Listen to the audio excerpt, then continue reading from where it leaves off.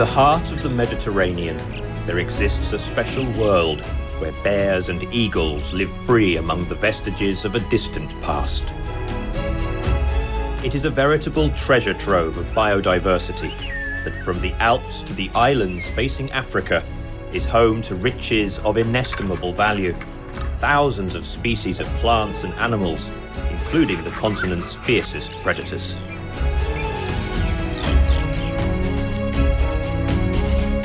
This is Italy. Here, among the art and the history, a wild heart beats.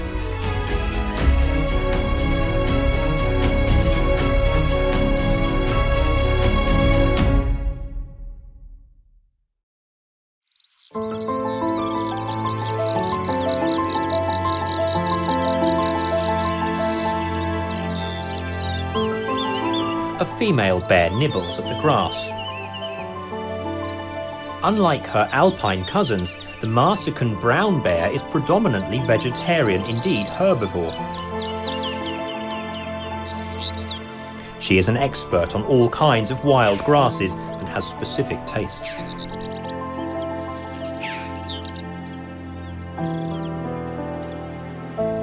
She is one of the last 12 fertile females of this small, threatened population, the only ones capable of having cubs.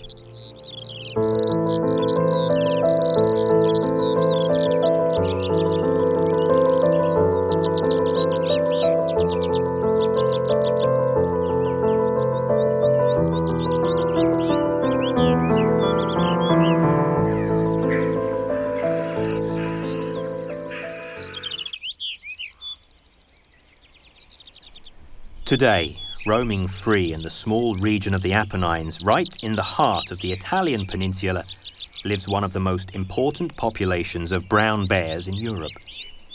But no one can say how much longer they will survive.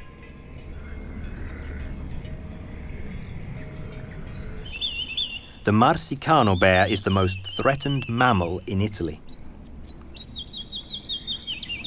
The domain of this peaceful creature is shrinking every day, invaded by man.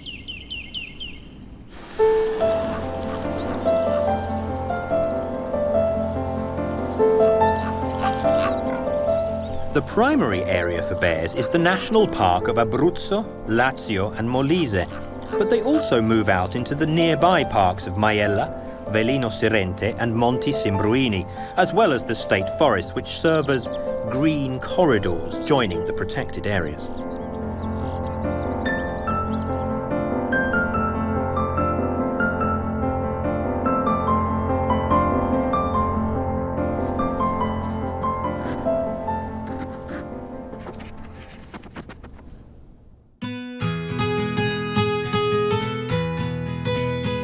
The protected area covers 50,000 hectares, the area of a small Italian region, to which are added 60,000 hectares of external protection. There are no fences, no gates. It is just an hour's drive from Rome, one of the largest and most chaotic cities in Europe. Just 120 kilometers of motorway make the difference between the noise of car horns, houses, people and traffic on the one hand, and silent beech forests, snow-capped mountains and, above all, large mammals on the other. The brown bear, the smallest of the European brown bears, but still a bear weighing 200 kilos.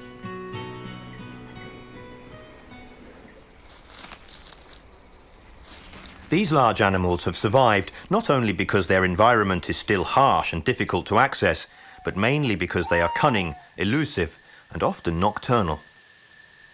They are wild, free animals and may disappoint those who think that the national park is like a zoo and the animals pose to be admired and photographed. It occurs sometimes, obviously, but it is unusual and far from the norm.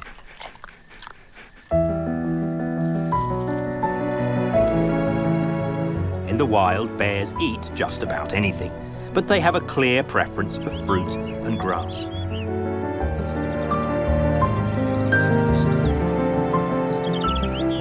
But But without the presence of shepherds and farmers, food is now much more scarce than it once was in the Apennines.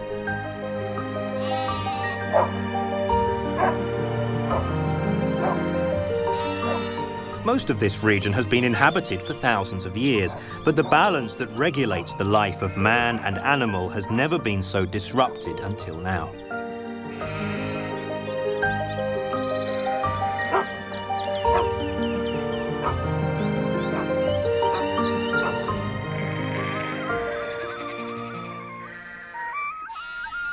Modern times have changed things, and bears who need tranquility and space have been forced to keep their distance from the most populated and noisiest areas by retreating into the least accessible places.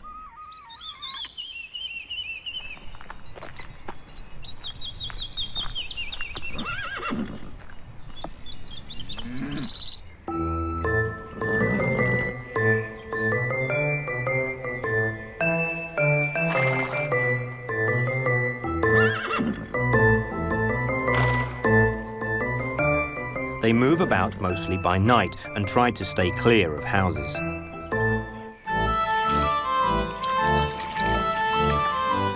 But some have lost their traditional caution and have become more confident, taking an interest in human beings and their tempting products, such as honey, cheese, and chickens.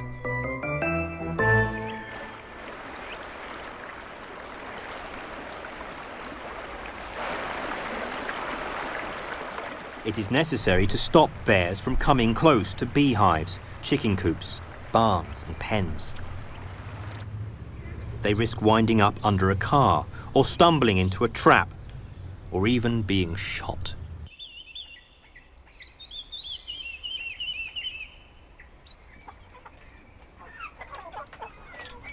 The bear Gemma some time ago came to take some chickens from the hen house in the village of Villalago.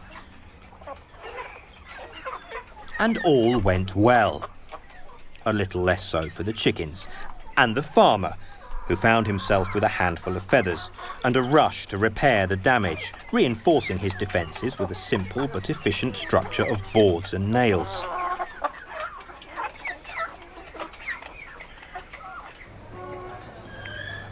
Tonight the bear wants to try again, but the men of the Forest Corps are ready to foil any incursion by the chicken thief.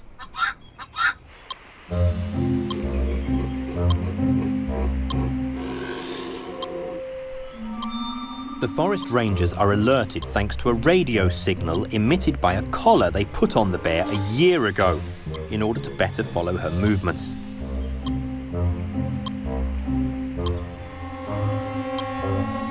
The bear is approaching. The dogs pick up her scent.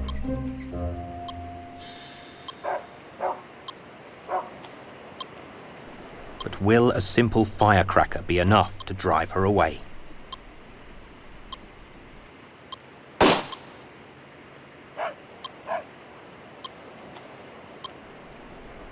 This time all went well for the chickens, the men, and, in the end, for the bear as well, who needs to learn to keep her distance from human habitations.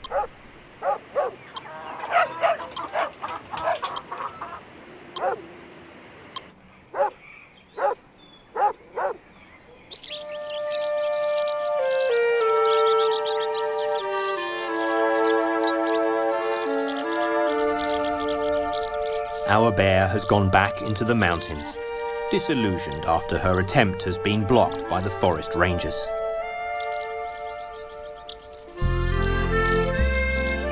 Shy is proud. Ma, she is shy too. Her visit has only been postponed. Sooner or later she will return in search of something to eat.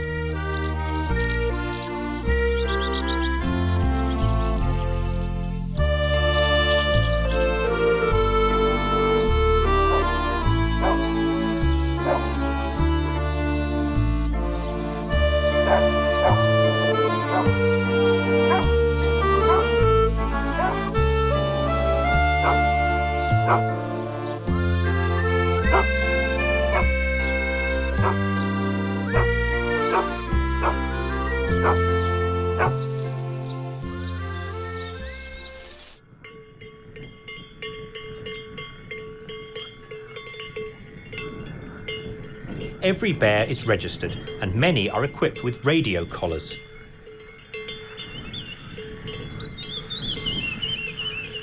We know not only the age and sex of each Marsican bear, but also its family tree, thanks to DNA samples obtained from excrement or hairs collected by the park's researchers.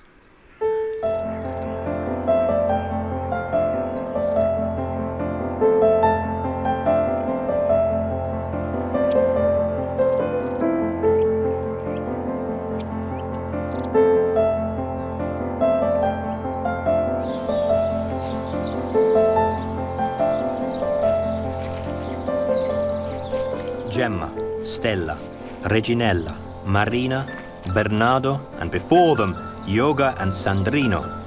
These are the names that have been given to the trusting bears by the men of Abruzzo in order to show that bears are not just wild animals. They are leading figures in the life of this land, a symbol of the mystery and beauty of nature which has joined man and beast for thousands of years.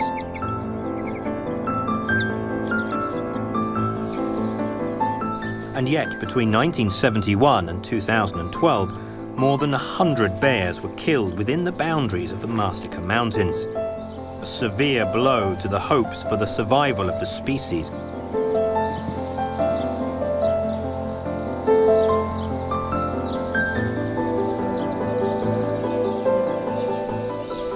"50 years ago, there were probably more than 100 of them. But today, there are more likely less than half of that. These deaths were caused not only by poachers, but also by mistakes made by hunters during wild boar hunts and by poisons and traps set for feral dogs, wild boar, foxes and wolves.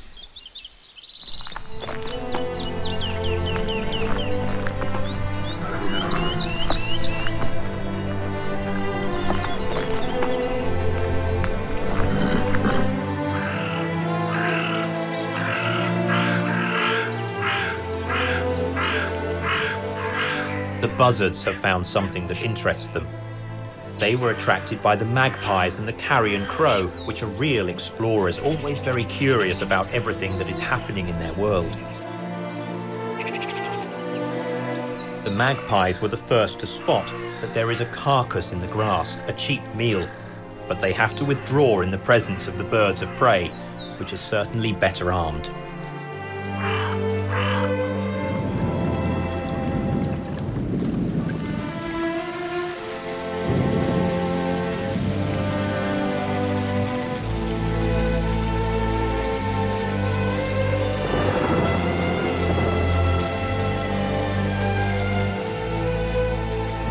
Three bears died poisoned at the same time. An adult male, a young, and an adult female. It was a terrible loss.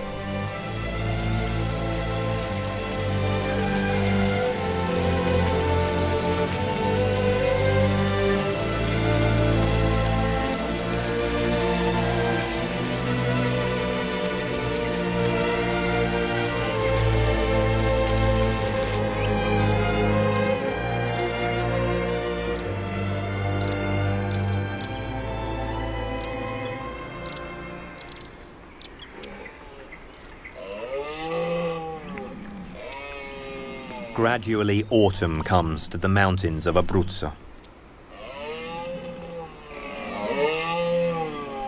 The maples seem to burst into flame. Speckles of colour sweep across the slopes where the bellow of rutting deer rings out.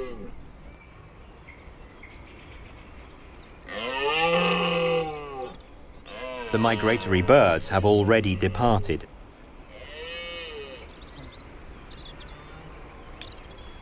Someone has left their feathers behind.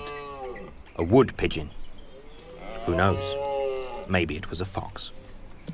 One life is ended to allow for another. C'est la vie.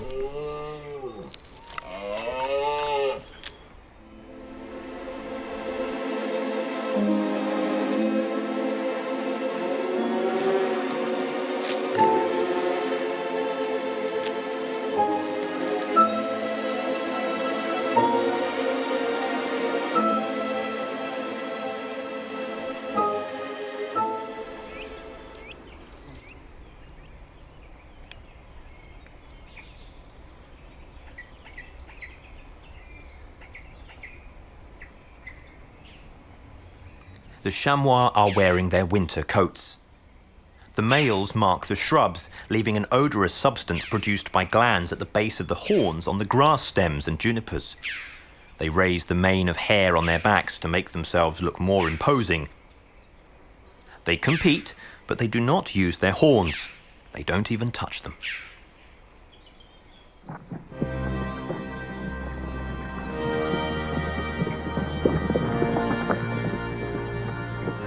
They run and run at breakneck speed up and down until their hearts are fit to burst. The one who can continue the longest wins.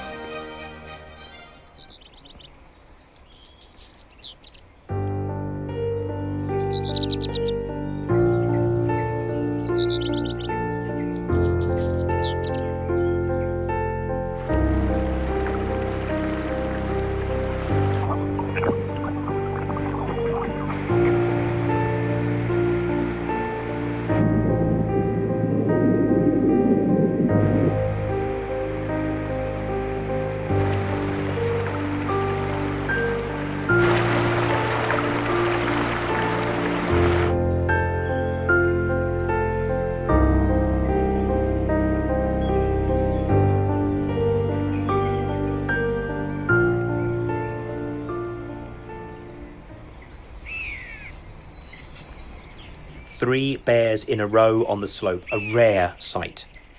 There is a female with a cub of about 2 years old who is still with her, and a male trying to reach the female who is walking rapidly away.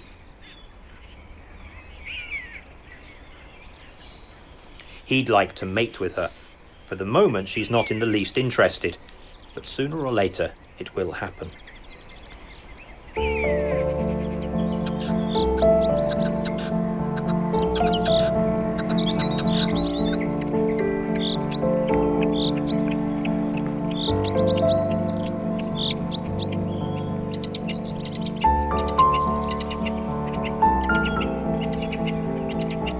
The rangers patrol the areas most frequented by bears to offer them a little protection at a time when they are forced to come out into the open.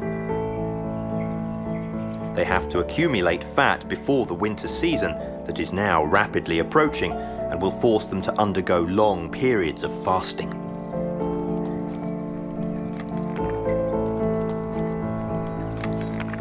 Early autumn can still bring warm days, and high up there are still some buckthorn bushes laden with sweet fruit. For the bears, it is another chance to fill their stomachs before hibernation.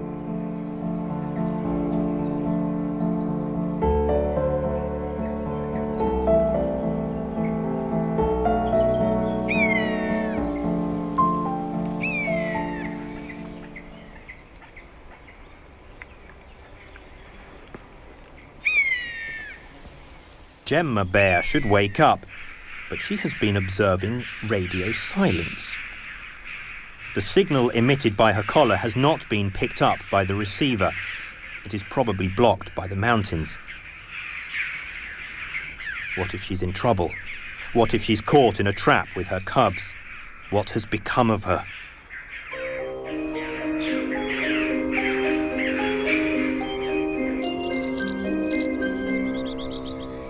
The area is scoured methodically, inch by inch, flying over the valley of Sagittarius and the mountains surrounding it. It is a rocky, inaccessible area, home to many rare animals.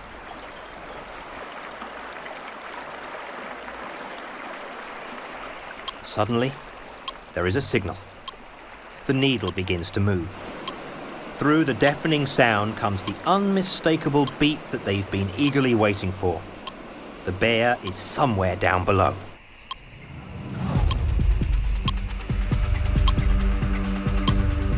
The signal comes from a peaceful valley hidden from prying eyes.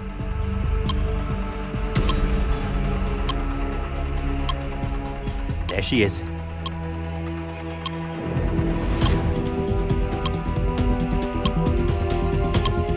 With a cub. No, two.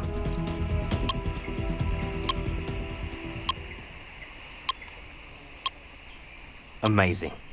A truly exceptional mother. She's thin, careful. She doesn't let them out of her sight for a moment.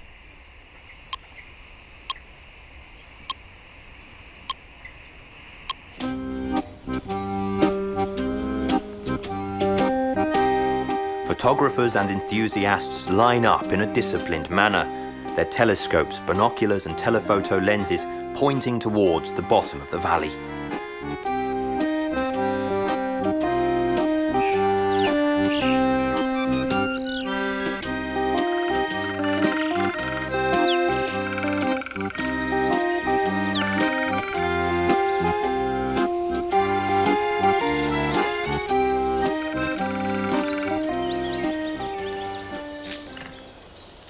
They are intelligent animals and seem to have understood that the danger will not come from those who wait. At Devil's Pass, a location now famous throughout Europe as a hotspot for observing bears.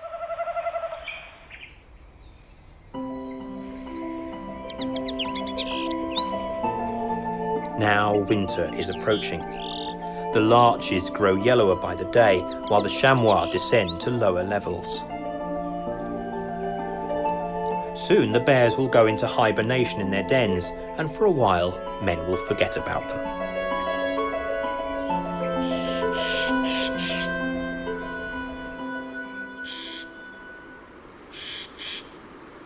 There is still time for a loving moment between Mum and her now grown-up cubs. They try to suck some milk. The bear sits patiently, but only for a moment.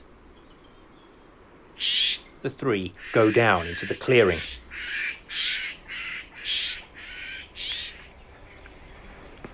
They reach their favourite resting place and lie down all together, keeping each other warm.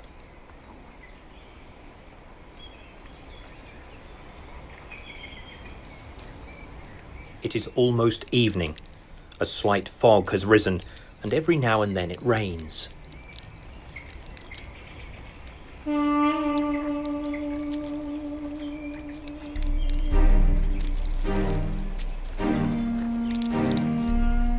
There is something almost human about bears.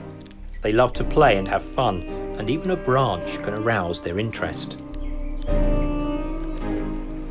Their curiosity enables them to learn everything about the woods and to find the most hidden and obscure sources of food. Soon the young will leave their mother for good and look for somewhere to hibernate among the rocks. She already has her soft, dry den with a bed of moss and dry leaves in an out-of-the-way place. She'll give birth during hibernation.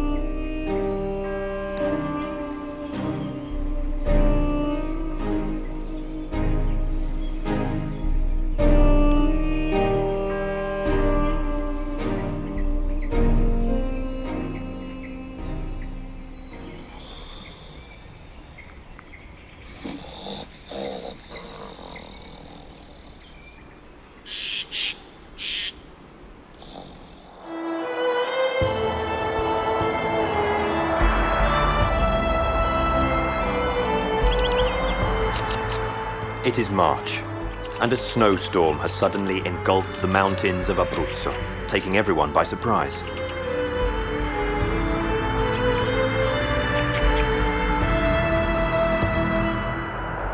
A flock of thrushes struggles to survive, relying on a few berries.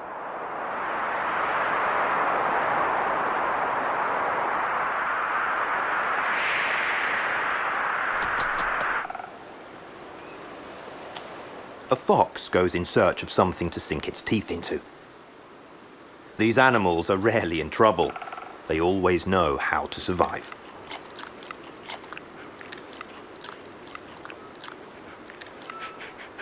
It was the last snowfall of the season.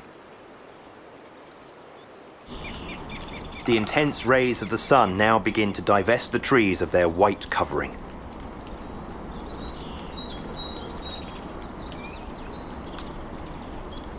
A goshawk has discovered something interesting. Usually this raptor is a proud bird hunter, but this time it is the carcass of a dead animal that has aroused its interest. There is still something to be nibbled at. A bear has taken advantage of the fine weather to take an exploratory walk and has left tracks in the fresh snow. It is in the heart of the Adamello chain, a mountain range just a short distance from Trento, where the front line of the Great War between Austria and Italy lay.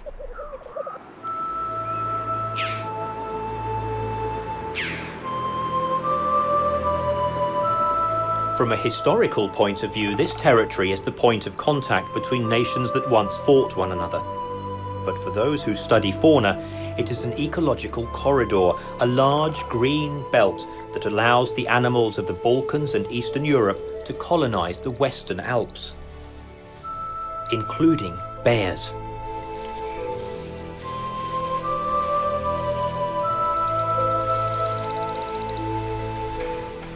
These specimens are the avant-garde of the richest bear population in Europe, those of the Balkans and Carpathian Mountains, the great homeland of all European bears, where thousands still live in complete freedom.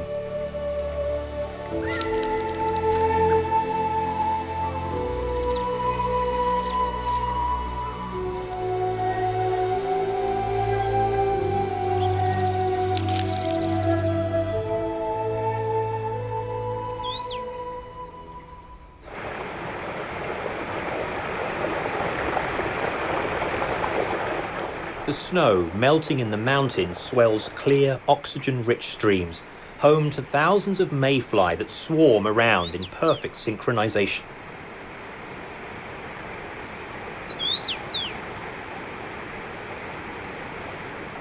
They are prey for large graylings and trout, and are also proof of how pristine this region remains.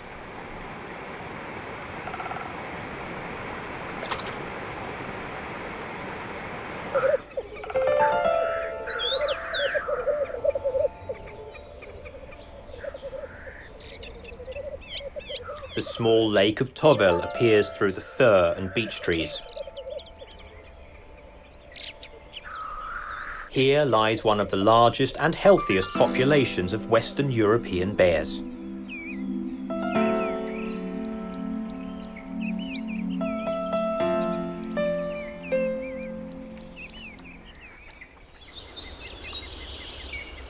Two bear cubs take advantage of the mild early spring weather to explore their forest. They have just emerged from their den, are hungry and are looking for something to eat. They are now old enough to look after themselves. They could come across their mother, in whose territory they continue to live. She may even ignore them, but would not chase them away. They are her cubs, rather grown up now, but still her cubs.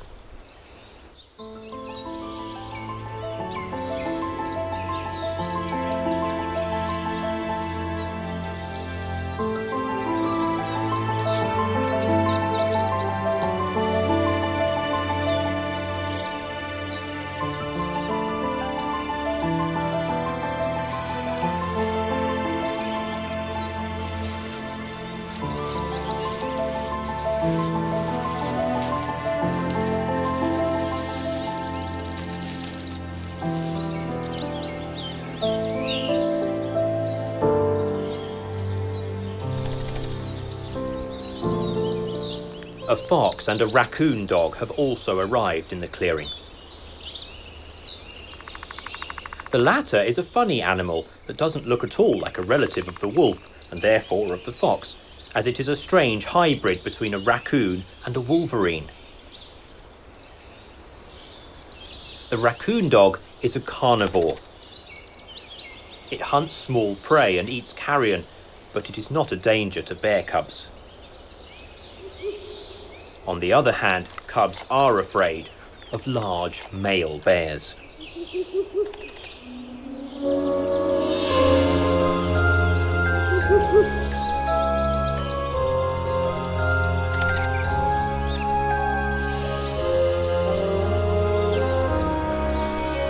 A Ural owl calls out from the branches of a beech tree.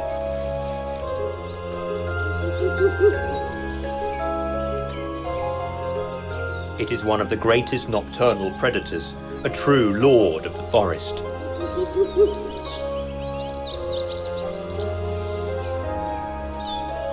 Its song sounds sinister, a series of notes in rapid succession. Then it breaks off abruptly. The fox, which was spying on the bear cub's movements, moves away rapidly.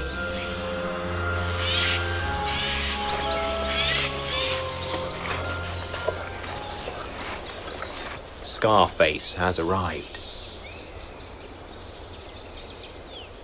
He is an old male bear with a muzzle marked by a deep scar, a souvenir from a clash with another male. He is the cub's main enemy. He wants desperately to mate with the female bear, but can't until she stopped looking after her cubs. Eliminating them would speed things up for him.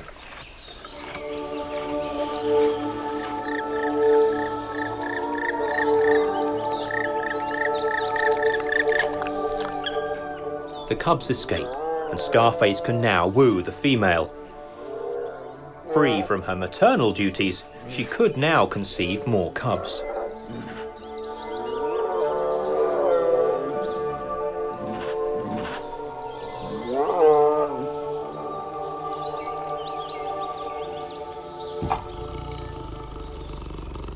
If the bear is the king of mammals, the capercaillie is the emperor of birds. Although it feeds on insects, worms, blueberries, strawberries and raspberries, if nothing else is available, it will make do with pine needles, which it can digest thanks to the particular bacterial flora that live in its gut. They have discovered that hazel twigs are good, perhaps not as tough as pine needles. These large birds are disappearing from the Alps because their territory is increasingly being invaded by men. Perhaps they won't be able to adapt to the changes in the environment as well as Europe's largest carnivore.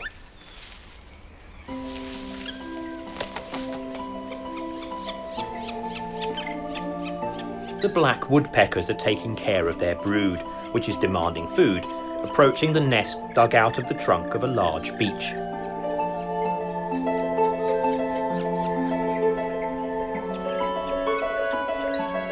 They are the largest of the European woodpeckers, and their abandoned nests are used by night predators, the Tengmalm owl in particular. The black woodpecker, the Tengmalm owl and the capercaillie are demanding species that disappear when the wood is exploited and the environment affected. Fortunately, men have realized that the wealth of the forest consists not only of its timber, but also of the great variety of organisms that live in the shade of the trees.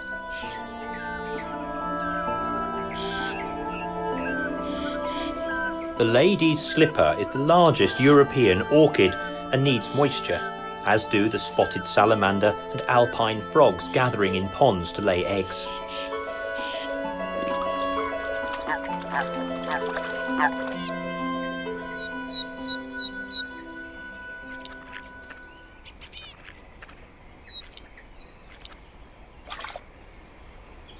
A ring ouzel takes a bath in a small puddle. It looks around as it does so, as this puddle is also frequented by other animals, not all of them harmless.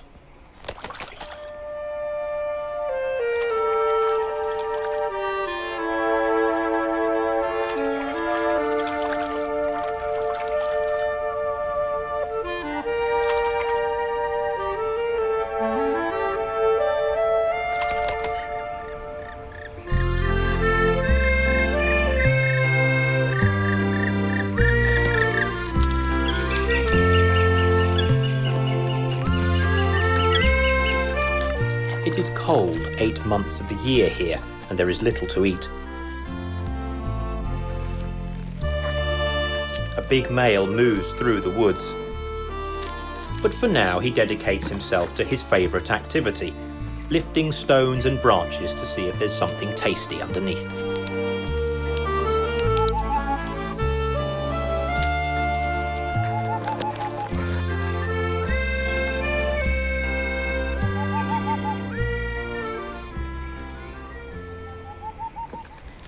Is storing food, because winter, snow, cold and food shortages are not far away. It has selected a large trunk that it is tearing apart little by little. It is wrapped in mosses and has been eaten away by insects and mushrooms.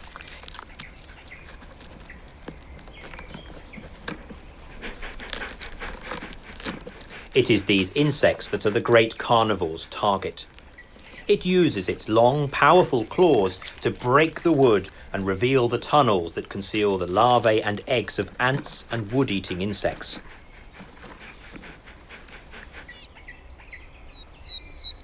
A wood inhabited by bears can be recognized by tree trunks devastated by claws and teeth.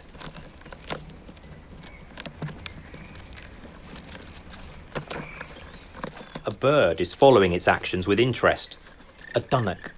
Perhaps it could pinch an insect. The humid, foggy air is full of smells, some interesting. There could be a female in the area, but she is unlikely to surrender to his advances in this season on the threshold of autumn. Woodpecker could carry out the same task, but with greater grace. It is a demanding job that requires patience, but the bear is in no hurry. In fact, at one point, having lain down to look for something low down, it decides that it's time for a nap. It continues to keep its paw in almost affectionate contact with the large trunk.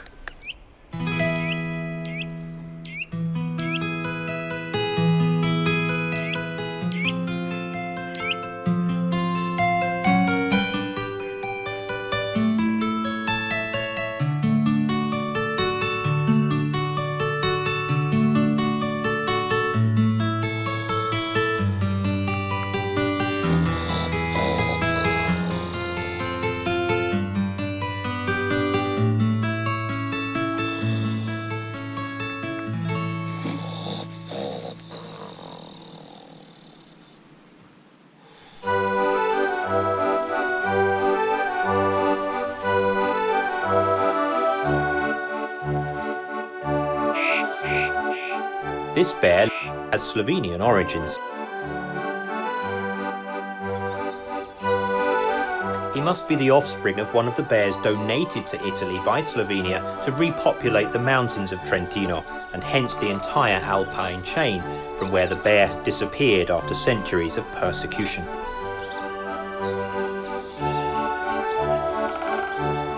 It survived only in Italy, in this area of the Adamello-Brenta Massif in Trentino. But by 1990, the situation had become dramatic here too. There were only 2 specimens left.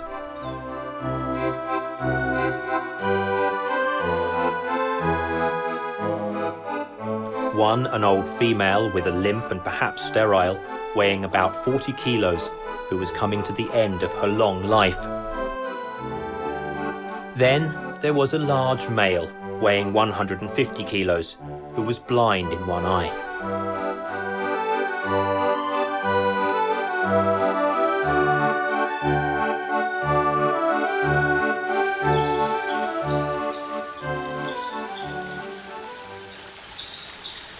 Thanks to infrared cameras, everything was known about them, but it was evident that since they could not breed, the death of these 2 specimens would mean the definitive disappearance of brown bears from the Alps. Thus, on the initiative of the World Wildlife Fund and the administrators of Trento, convinced that it was necessary to save an authentic living monument of the Alps, it was decided to release some bears caught in Slovenia into the Adamello-Brenta Natural Park.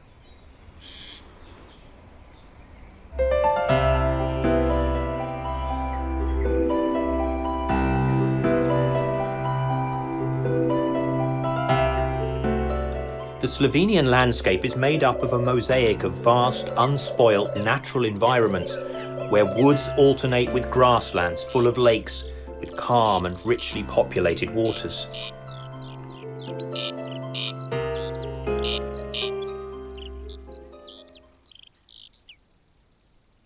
Small but ruthless hunting birds live here, like the red-backed shrike that go hunting for insects. They are migrants from Africa and hunt for crickets among the grass. When they find them, many put them to one side, hanging them on the barbed wire.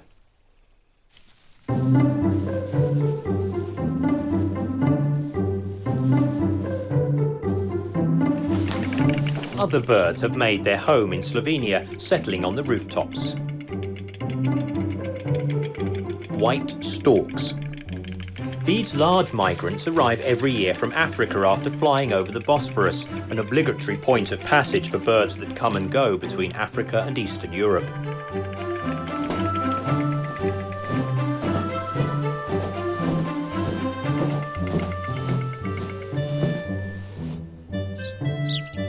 Sparrows also live in their large nests, eating their leftover food, but they're careful about going upstairs. You never know with some roommates, especially those with big beaks.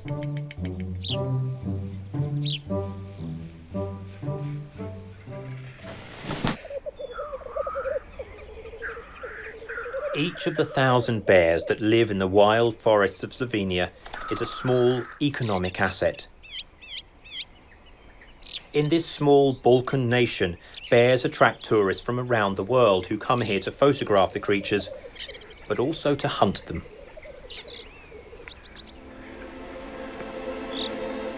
Every year, a good number of specimens are struck down by hunters, mostly foreigners, who can only shoot at the bears indicated by the game wardens.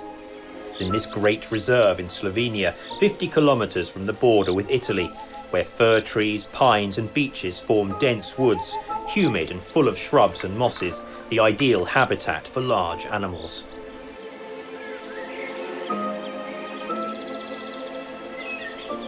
Between 1999 and 2002, 3 males and 7 females aged 3 to 6 were released.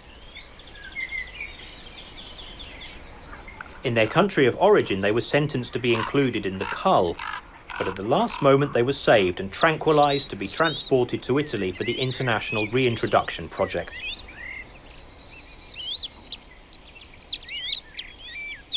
The bears soon began to reproduce. Many litters of cubs were born, and the population today numbers over 70 specimens. The 2 veteran bears, the only truly indigenous to the area, are probably dead. But the new Slovenian bears are once more the stars of this magnificent natural environment that extends into the wooded valleys of the Adamello Mountains.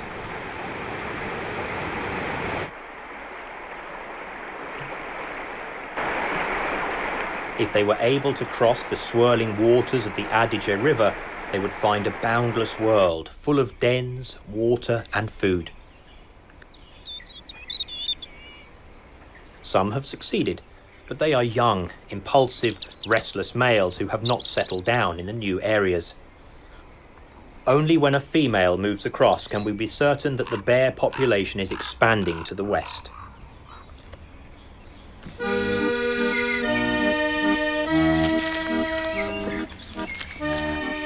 The bear, while being classified as a carnivore, eats a bit of everything: fruit, berries and grass, and if it has the chance, even the flesh of dead animals. And if they are not dead, it will soon take care of that. It can bring down a calf, a donkey, a goat or a sheep with a well-aimed paw. And it loves apples. Not a good thing in an area internationally famous for its apples. It goes crazy for any kind of honey, but the kind produced in the woods and mountain meadows is really good. This is definitely a good area. Which is not so good for people, many of whom would prefer to do without bears in these mountains, where even the memory of Europe's largest carnivore had been lost.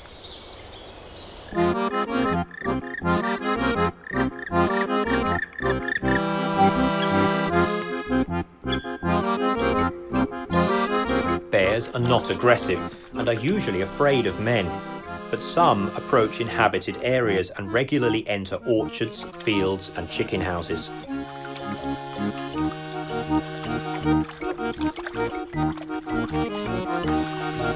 They are then classified as problem bears, are given a number and a name and end up on the blacklist.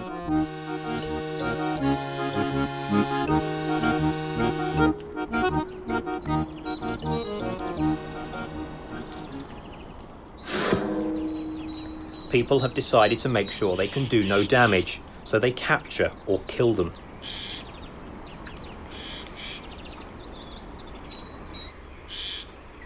The bear Danidza died accidentally during an attempted capture. Bear KJ2 was shot down. Other specimens end up shut in wildlife areas. They are like the cartoon Yogi Bear, but too real to be left roaming free.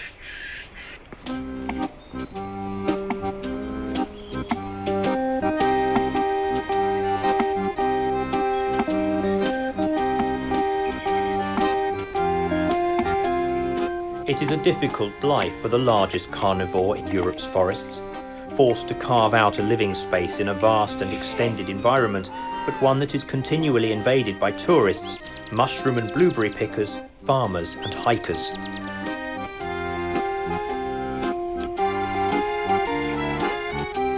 In these mountains, wild animals have coexisted with humans since ancient times.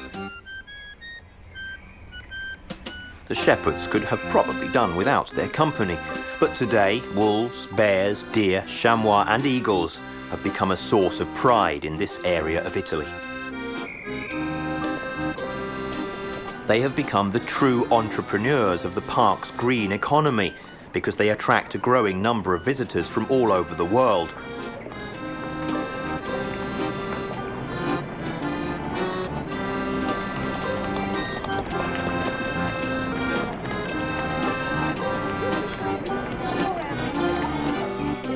This is an area of wilderness still inhabited by free animals, who every day and every night struggle to survive in accordance with the laws of nature, laws far more ancient than those written by men.